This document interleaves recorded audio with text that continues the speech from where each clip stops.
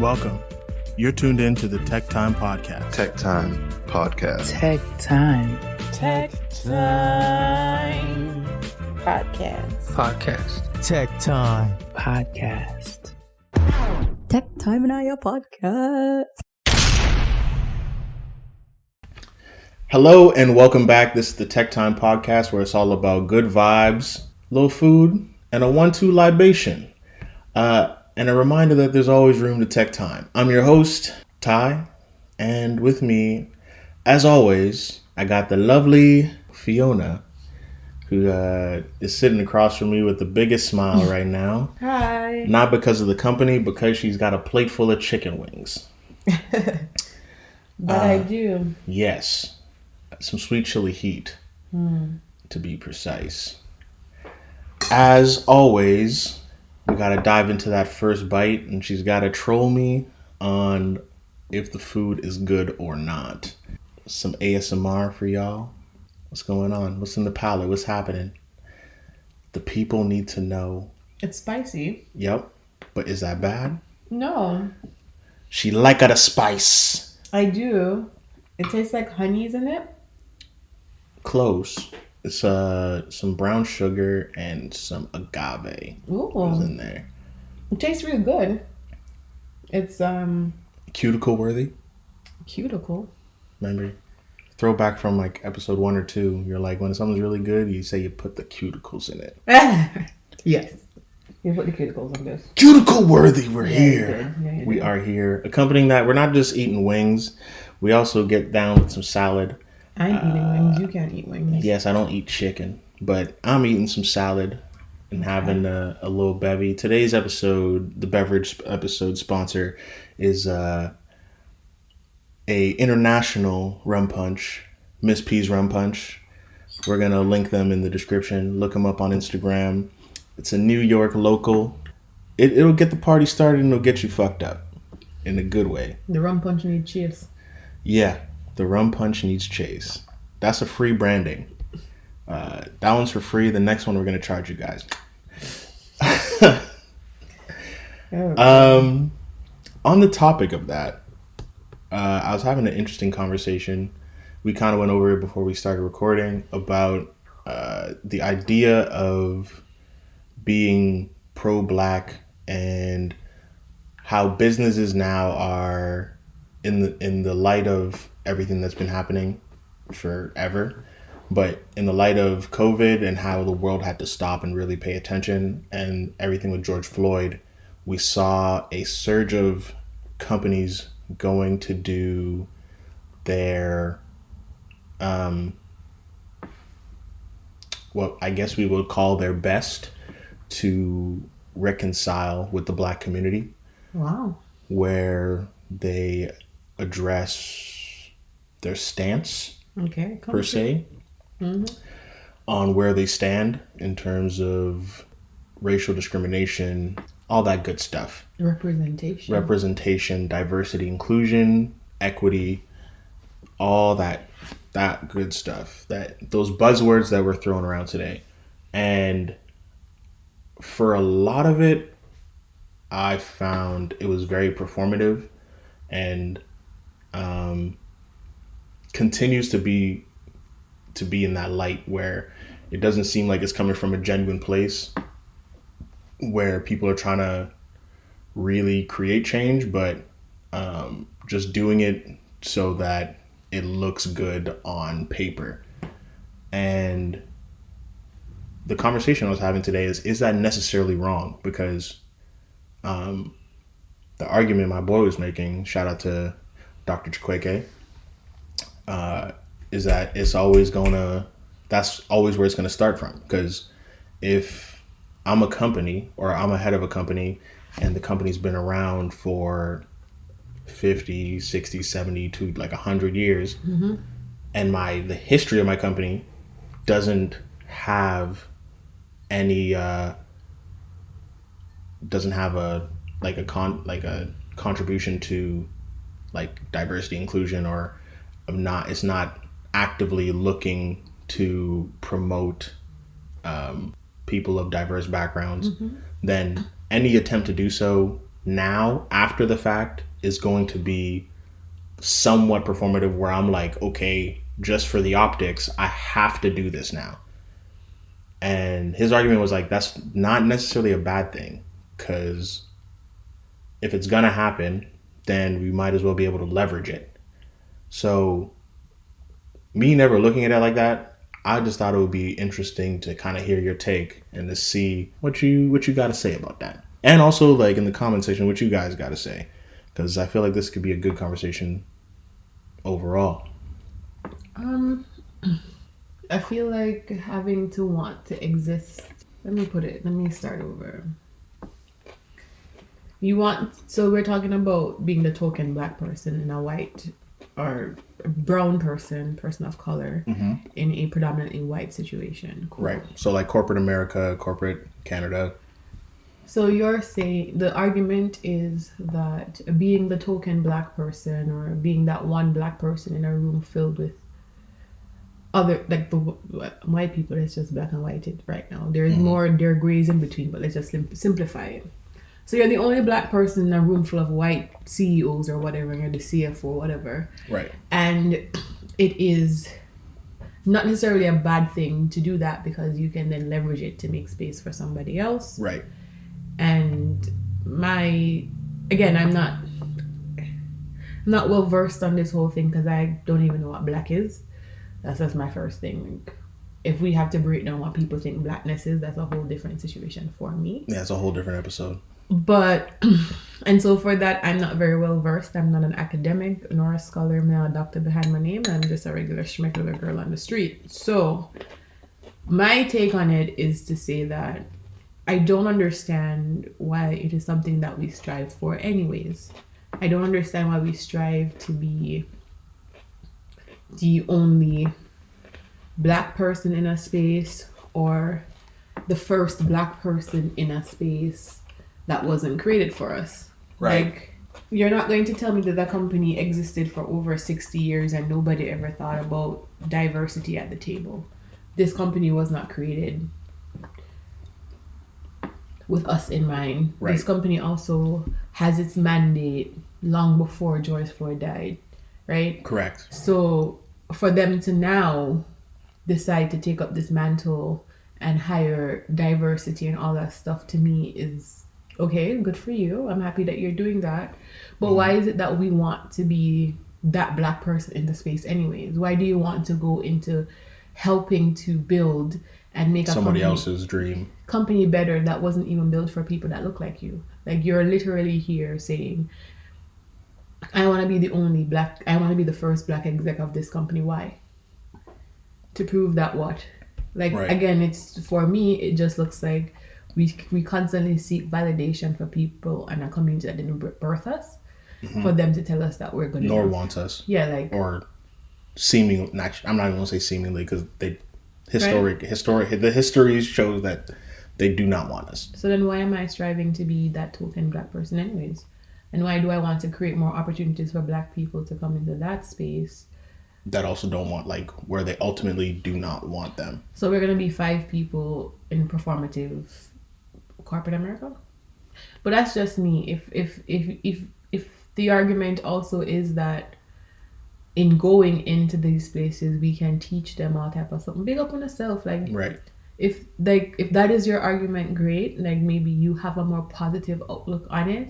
But I think that there are lots of countries that have been built off of the backs of black people, and in the end you see how they treat us, people of color, black people, whatever, and in the end we are disposable, because their society, their laws, their government, whatever, wasn't designed to protect us. Right. We just aided them in building something that just labor. We aided them in building something that wasn't designed for us. And whether it's corporate America, whether it's through actual, like, labor, like actually building the thing, it's the same thing. Like, so what is that what we're striving for? You know what I mean? I'm not saying that we shouldn't, but I'm just saying, like, is that what you're striving for? If all of the, I always see these things on Instagram where it's like, oh, this is the doctor so and so who's done all right, great. So if all of us create our own, all right, I'm gonna pull it back. I had asked you earlier that if a black bank opened right now in Toronto, Right. will you pull your money from BMO and invest in it? Like right away? Right away. Probably not. Probably not. I'd want to see how it performs. And I feel like that's like, in saying that, I'm like, damn, I feel a way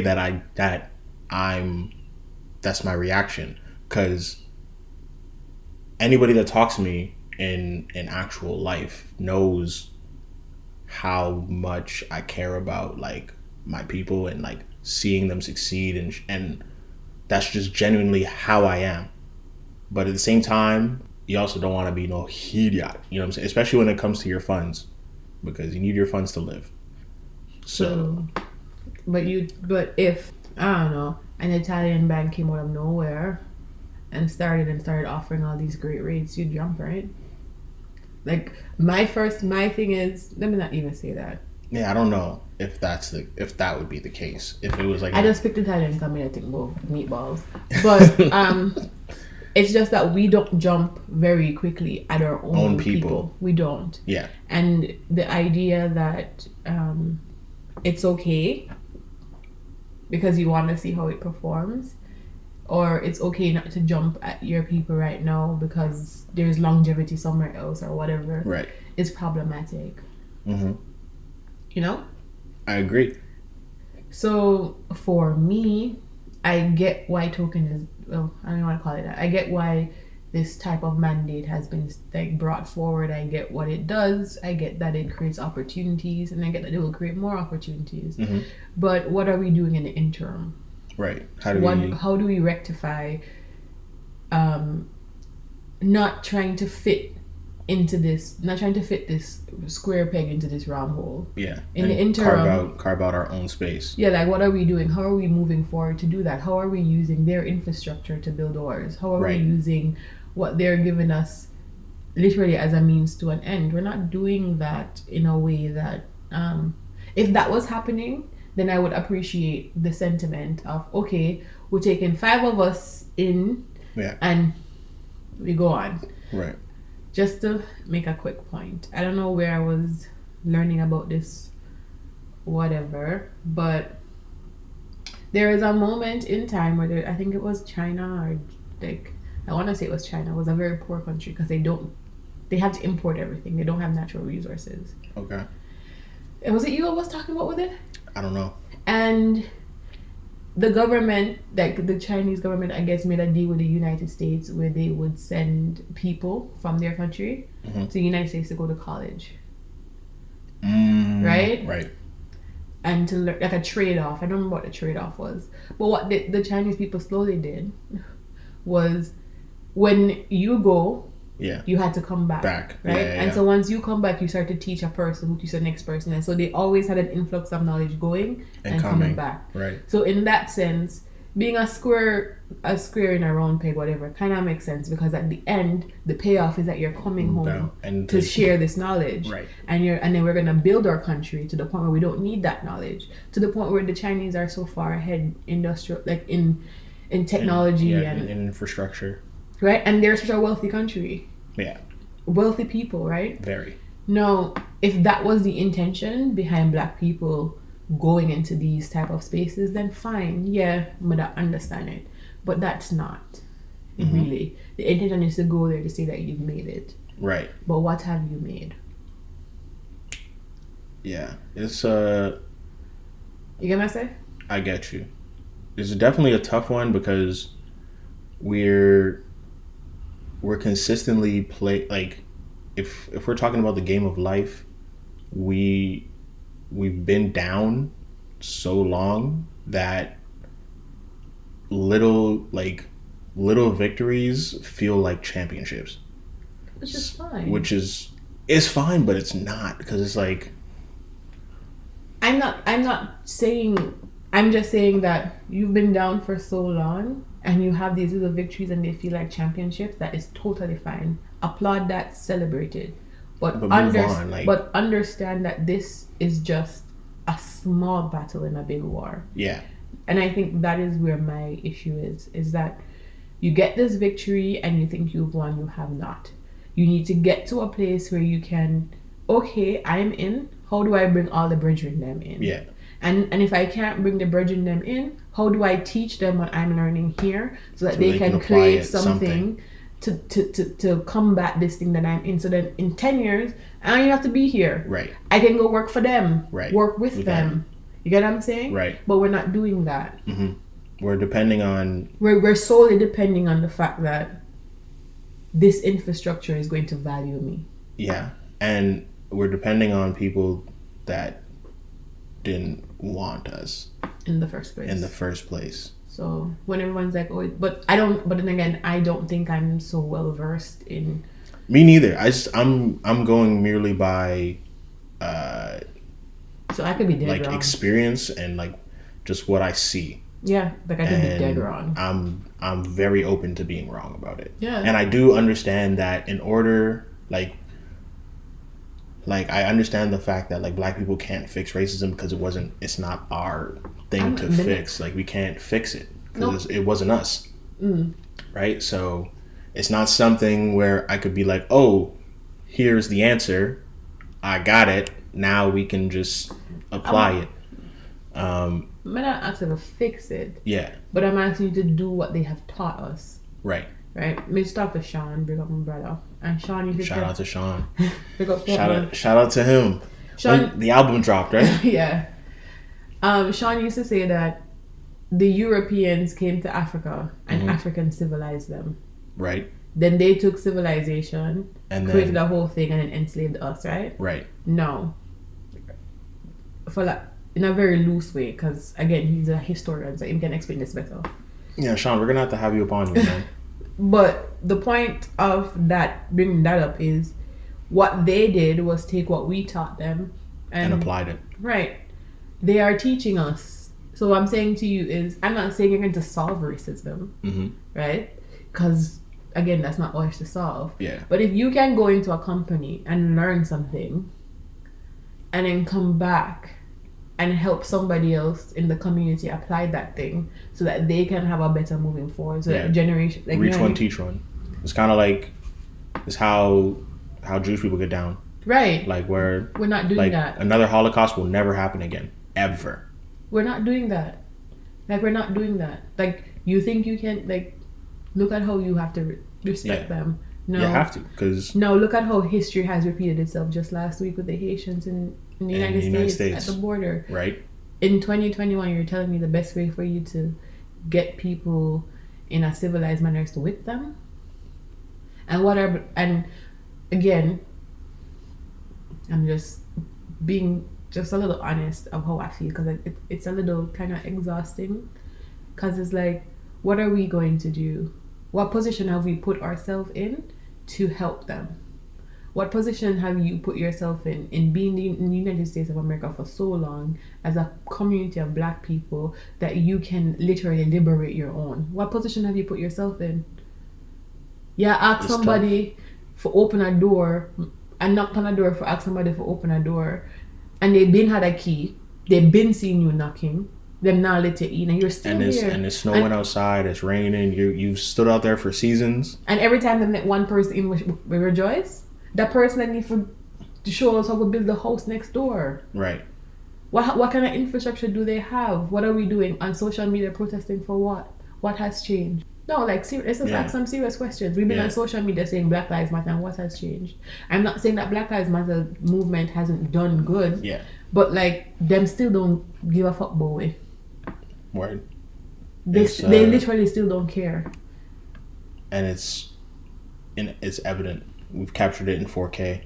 We've captured it in every way we turn, and you watch I want to call them your brothers and sisters in the States, and you watch them literally pleading for just decency.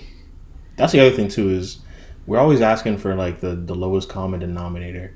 That's all we're asking for. We're not when you go back to the civil rights movement, we weren't even asking for equal rights. You know what I'm saying? That decency. We're just being yo, let's just be civil. Just be civil. I know you don't like us. That's fine. And I know you're probably not going to like us, and that's cool. But just put the fucking hose down and take the Doberman off my ass. let's be civil. You know what I And mean? move like a civilized people. And it's just like, what have we done in the space of then to now to liberate our people in that space? I don't know the answer. Me neither. Again, I could be very wrong. I could just be a bitch on the street just calling out things, right? Let me not call myself a bitch. Yeah, but let's talk kind to ourselves, Fee. I could just be a girl on the street just rambling on because this is how I feel. On your soapbox and you know what I mean? Could be. But in the heart of it, come on, what are we going to do? What have we done? What? Look at Jamaica. It's the perfect example. We liberated ourselves. We did all this stuff. We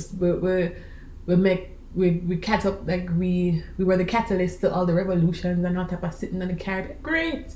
When we got independence, which was not more than 55 years ago, Jamaica was 60 years old. Yeah, it's about to be next year, right? Right? Next year's my grandmother is older than Jamaica. I just want to put that out. Let's put it in context, right? Let's put that in context. Jamaica is probably like what, 3 generations old? 4? Like in independence? If that much. If that right? much. No, 2. When Would we be what? You like if it's your grandma's older than it, so then it means your mom and you. Cool. 2 generations. Alright, big up yourself. Let's now go down. When the country got independence, it was dollar to dollar with the United States. That's how powerful the dollar was. Mm-hmm. Right? Dollar to dollar. And what was one of the first things that we did as Jamaica? What helped us ruin that? We're gonna knock on the people them white door for get borrow money and all type of something and invite all these people in to tell us all this. What you do for us? You know what I mean? Yeah. So you go to the place, go borrow money from the place Right. where you go free yourself from. Right. And you think them they're gonna do what's better for you as a country? It's crazy. Exactly. It's actually mad.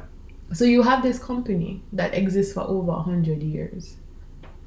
Over 100 years in the United States of America.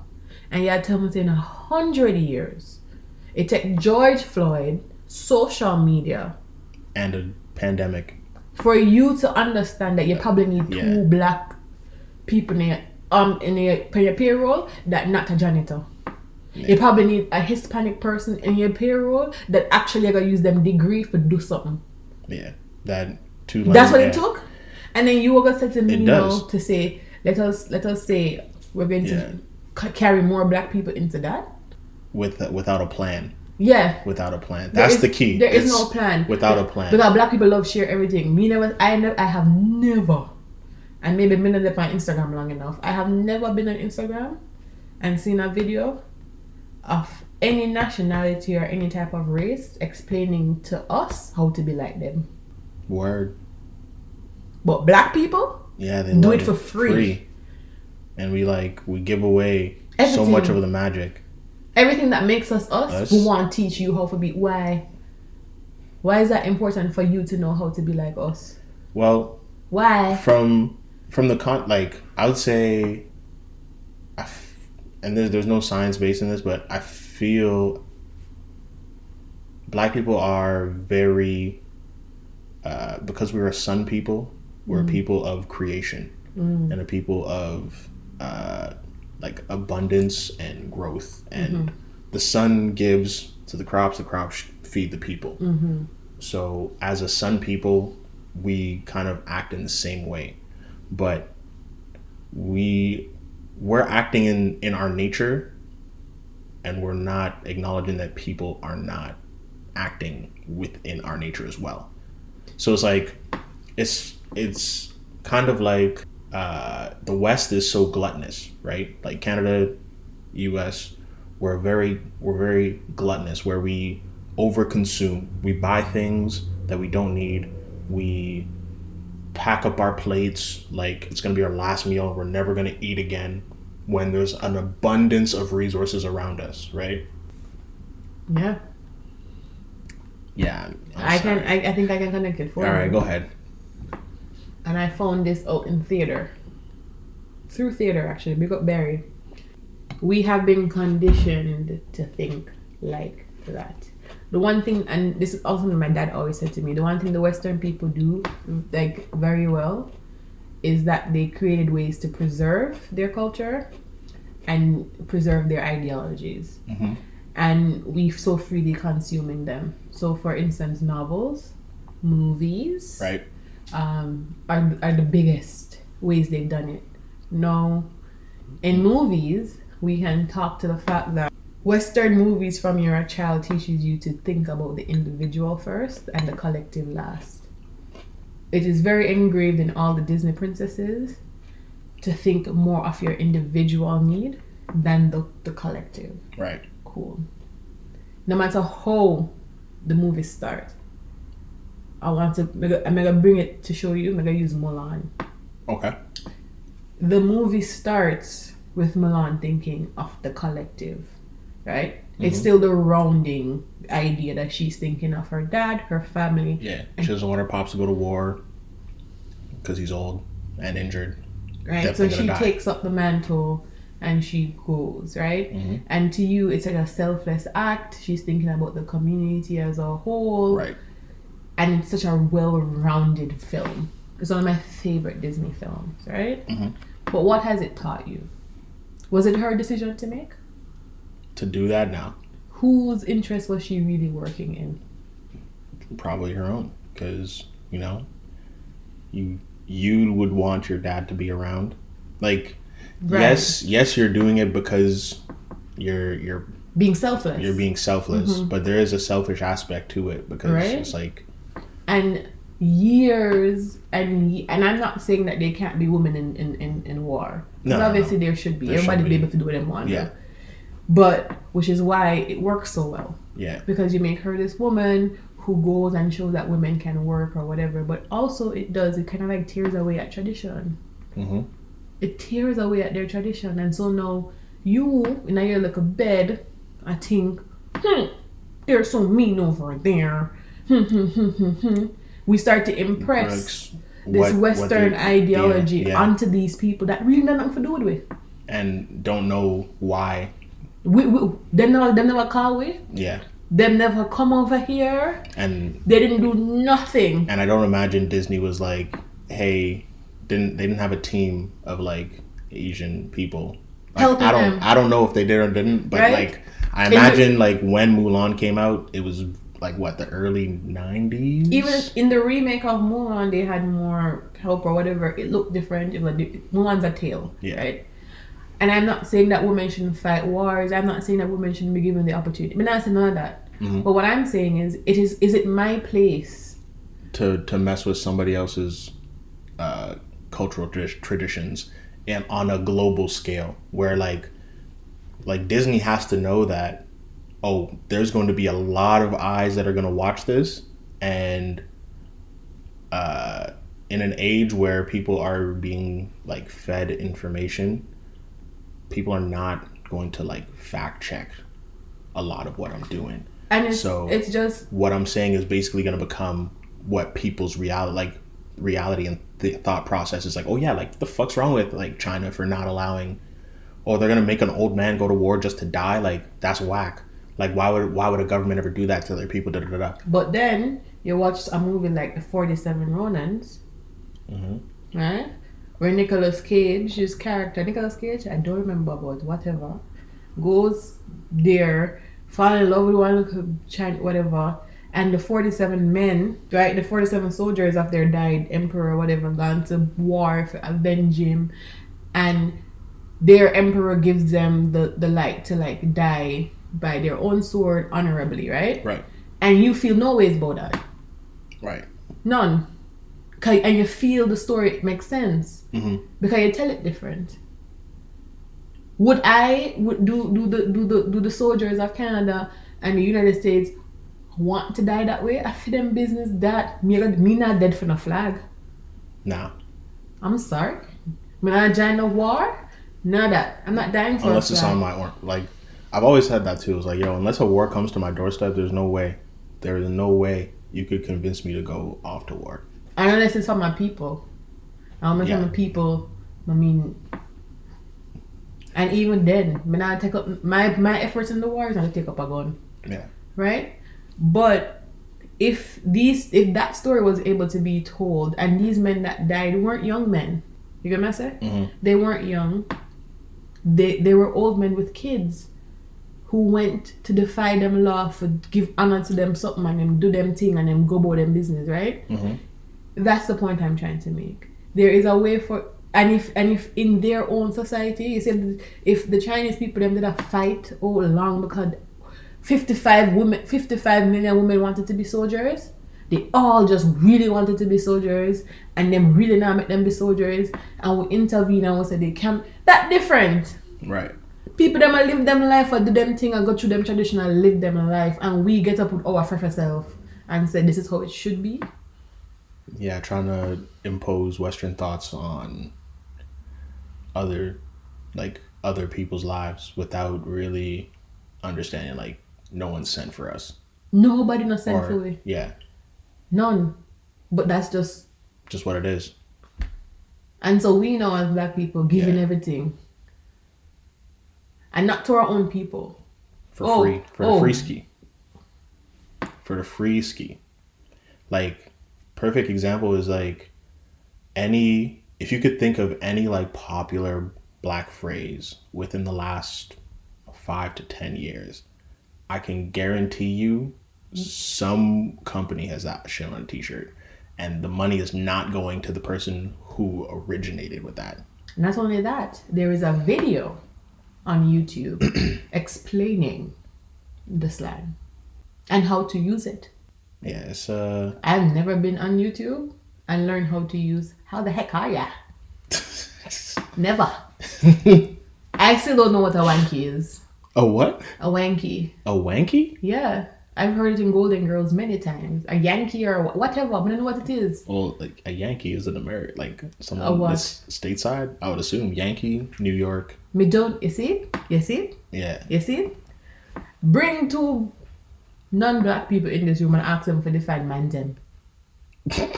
Yeah. Them can tell the gal them and the man them are, right? Yeah, probably. Okay. What infrastructure have you put in place for your people? Word. And all this to say, like, we're not opposed to cultural appreciation. We just... Actually, I'm going to speak for myself, but maybe I can speak for you as well, where I'm saying what we have a problem with is that people are profiting off things that we create. Okay. Cultural borrowing, cultural appreciation is just normal. Yeah. Like, people are going to borrow in culturally or whatever. Exactly. Like, if you go to, like, for example, if you are at, like, a Indian wedding. Mm-hmm. I'm only saying that because I was just at an Indian wedding. Okay. And there was, like, a white girl there in a sari. And she was, like, she kind of felt away. Like, she was like, I don't know if I should be doing this, or because I'm not from this culture, mm-hmm. but like my friends are, like the friends that I'm here to celebrate are, and like they encouraged me, but like I wasn't sure. So there's a difference between like appreciation and appropriation. Okay. For me, I feel in that specific situation, that's an appreciation, because like I'm attending the event.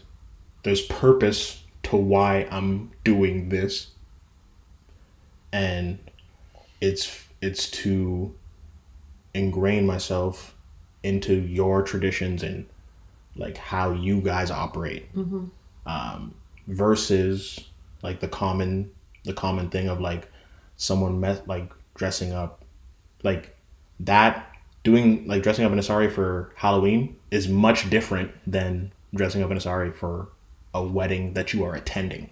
Intention. You know what I'm saying? Right. So I think that also has to get, what's the word I'm looking for, Fee? But it's just a lot like think like when I think about just like the plan that black people, like you have some people, like I follow some people on Instagram, and like there's this one guy, I can't pronounce his name right now, him sell the fruits. Oh, okay, I know what you're talking about. Right. And he posted something about a volcano that erupted in Congo. Mm-hmm. And I was like, this is the most ignorant thing I think I was like, there are volcanoes in Congo? Word. I was about to be like, yo, there's volcanoes in Congo for real? I said, what? Well, the first question I had, and the second was like, it erupted? Yeah. And it's like... That is the first question I did have. I was like, what? Volcanoes? I was like, what? And then it's like, what are we doing? Yeah. You know? But and he's trying to raise money for it, and it's a slow climb, because I saw it 2 days ago and I saw it earlier today. It's a slow, steady climb, which is good that people are paying attention and doing it, look at money, whatever. And it's like, I remember when that girl blew her ear down. Oh, with the Gorilla Glue? Mm-hmm. Okay. And I remember thinking, shit, we need to help her. You know what I mean? Yeah. Like ingrained in me, I was like, we need to help her, like, move. That same urgency did not come over me when I saw the post. It was kind of like I went through a whole different level of questioning first, and then I went, oh shit, we need to help them. Yeah. But you think it's because we're so far removed from, like, that's the point from our, like, African roots? Yeah, that's the point I was exactly trying to make. Like, we are so far removed from it that them could have burned down the whole country, you know? Yeah. They probably are. And we over here just Like, with our dicks living. trying to work at Johnson's and be the first black CFO. Yeah. Come on. Yeah, I don't know. I'm sorry. So when people talk about things like that, I'm just like, is that really real issue? Like, right. We have, like, as a people, we have other things that we need to pay attention to. For sure. We have other roast fish for fry. But hey, if you think, but again, that might be your fight in the fight. Right. That might be your role in this war. Mm-hmm. Just as always, I might not be a soldier on the field. Yeah, right? You might be in IT. I might be the one to document this. Yeah. Because I'm a writer. So I'm here to write this down so that the future generation will remember it. That's my role in the war. Your role might be to go infiltrate Johnson's and Johnson. But just remember. Yeah. So when you go there, you go there for knowledge, for come back to give us so that we can build our own. Right. That part is lost. The coming back is always lost. Because I feel like we treat these opportunities like it's El Dorado. And it's like, wow, okay, now that I've seen this massive treasure, like quote unquote treasure, I can't leave. And he's like, nah, nigga, you can. Yeah, you should. As a matter of fact, you have to leave and come back and say, hey, them think them have El Dorado. But what they don't know is if them shift left, they can do so much better. But instead of doing that with your black community, you go to the boss and you say to him, you say, I think you're rich. But if you shift left, you be extra rich. And what then be you? An extra month off? Not even. A nice watch? Not even. Yo, you know what's actually crazy? Like, you could work, there's like companies you'll work for them like 30 years and you'll get like 8 weeks vacation. Imagine, really imagine that. Imagine working somewhere. This is completely unrelated, but that shit just boggles my mind. 30 years. And why would that bother you? Why would it bother me that I can only get 8 weeks after 30 years? But you are the first black person to work in this company. Yeah, that's still ridiculous. They're creating so many opportunities for others. That's still crazy to me. Which is why I stand in the position I stand in, where you really, no matter if you're the first, third, or the fourth, it is not where you are meant to stay. You are meant to build your community, help your people. In my eyes, right? In my eyes, you're meant to put the people after, the generation after you, in a better position. Necessary. You know what I mean? And a better position isn't necessarily in that company. A better position, a better position might be just your own. Yeah. Your own thing. Yeah. Your own thing. Make them company go under 3 times because them does not understand what them are do wrong. Because you come, you see it, and you say, "Me go this go make a better thing." Like, why we don't do that? I don't know. Why? These are the answers we're gonna come to you guys for. I'm actually very excited because this kind of turned out to be like a random podcast, but I'm very nervous because I know I have very like controversial views about stuff. Yeah, but fuck it. You know what I'm saying? Like, without challenge, nothing gets better. You know what I'm saying? And I could be wrong. And I'm okay with that. In fairness to us, we both said like we are very open to being wrong, and very open to like this is not engaging with us. Yeah. We're not saying this is not gospel. No. This is not even goss. This is just two people thinking aloud and sharing it with the world. Yeah, because I'm not a scholar. I didn't go to school for this. Nor did I. I don't know the mechanics of a society and how to like really shake it up. Yeah. But I can just imagine that the way that we're going about it, it just not. There could be a better way. Yeah, it feels like we've been doing the same thing over and over and over and over and over. Some people, we get the sun, we get the energy, we get way. Keep some for yourself. Mm-hmm. And your people them, and make them go figure out how to get the sun. Yeah. Not everything. We rush to nurture, and then neglect ourselves, and like that trend has to stop. In order for us to move anywhere, that trend has to stop. And that's not even on some like, oh, we have to, be up in arms and get our rah-rah on. Mm-mm. Just in order to carve out a place in the world for ourselves. You have to be willing to be selfish. Being selfish is probably the most selfless thing you could do. Mm. Because when you take care of yourself properly, you now open up opportunities to take care of so many more people. So like for example, when like parents take care of themselves and like, your parents are doing the things that they tell you to do. So like your parents are like, yeah, go read a book. And they're also reading. And they're like, yeah, you definitely have to like, be in the gym or like, if you're not going to go for a gym, go for a walk. And they're also doing those things. So as a kid, you're seeing that. You're like, okay, my mom, my dad is doing this. And they're doing this for themselves. Yes, they're also doing it to set an example for me. So like I see how they're living and their life is good, skin clean up, like body good, healthy. And so I want that. Mm-hmm. So I'm going to follow that example. Mm-hmm. So by like your parents like my parents taking care of themselves, they've also take care of me. Mm-hmm. And so we got to follow that model as a people. Yep.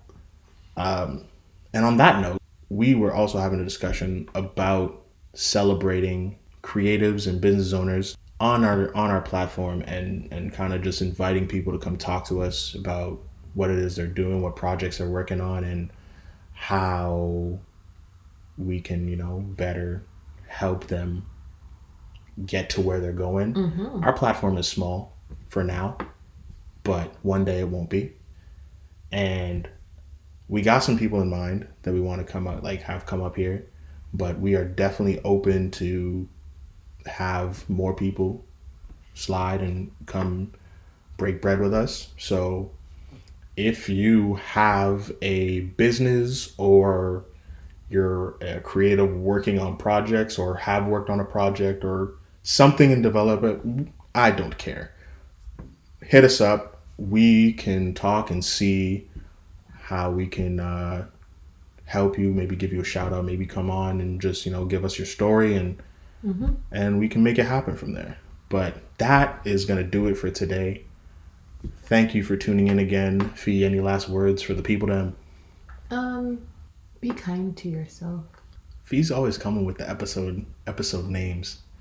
I love that. Be kind to yourself. So this is us signing off. Ty and Fee representing the Tek Thyme and Timeless brand. That's new. Oh, wow. Yeah. That one's new. Just reminding you guys that there's always room to Tek Thyme. Have a good day.